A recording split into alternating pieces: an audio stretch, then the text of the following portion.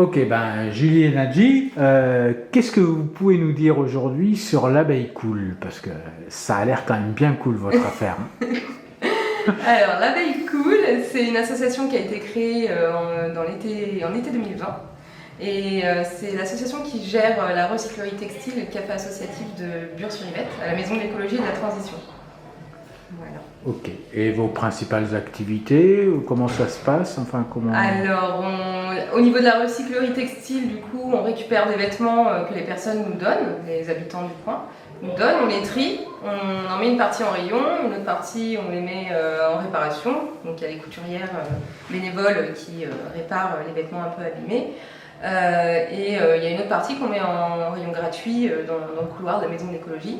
Et voilà. Et du côté du café associatif, alors on a nos petits apéros le mercredi et le samedi. Et on fait aussi des ateliers, notamment le Repair Café, qui a pour but de réparer justement des objets que des personnes ramènent et les bénévoles les aident à les réparer. D'accord. Voilà. Et ça vient d'où ce nom abeille cool en fait? L'abeille cool, ouais, parce que c'est drôle. C'est un secret là. Il y en a qui ont de la chance, ils vont connaître le secret du nom et de l'origine. En fait, c'est un peu du hasard, c'est-à-dire qu'on avait fait un vote participatif sur les réseaux sociaux pour choisir le nom de l'association. Et du coup, il y avait une liste de noms pour lesquels il fallait voter. Et c'est l'abeille cool qui a gagné. D'accord. Voilà. Et en fait, ça a quand même du sens parce que la ville de Bure, son logo, c'est un essaim. Et du coup, c'est des anciennes ruches qu'il y avait. Du coup, ça a un sens. Et nous, on a une belle ruche avec beaucoup d'abeilles qui travaillent énormément, même si on est cool. Ok, alors une ruche, là on vient de passer une saison, on imagine qu'il y aura une prochaine saison. Ça va être quoi l'avenir un peu de cette ruche, de cet essaim et là vous m'avez dit que vous aviez commencé en 2020, on est en 2022, on a un festival cette année, l'année prochaine il y en aura peut-être un autre. On le souhaite, c'était notre premier grand festival des tiers-lieux, donc voilà. On est amené à continuer. Et donc si on se projette au prochain festival des tiers-lieux, quel est le projet que vous rêveriez de nous présenter et que vous auriez réalisé entre-temps?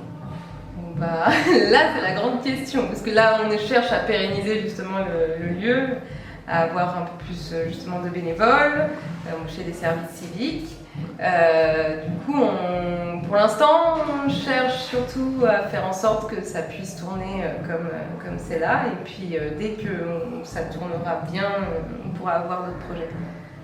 Ok, donc pour vous, l'idée c'est de grandir, de mûrir et de faire fleurir.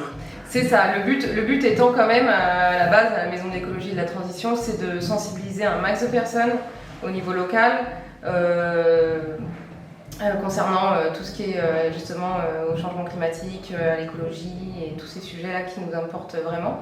Et du coup, voilà, c'est vraiment le but principal, c'est que les gens aient le déclic pour consommer autrement, pour vivre autrement et nous suivent et développent avec nous justement toutes ces habitudes à changer.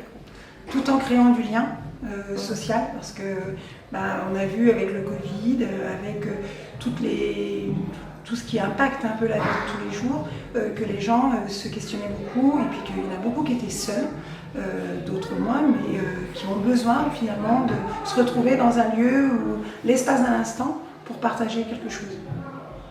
Ok, donc finalement c'est une question de sobriété matérielle dans l'ébriété du lien. Ah, c'est trop bien dit ça. Ça aurait dû venir de nous.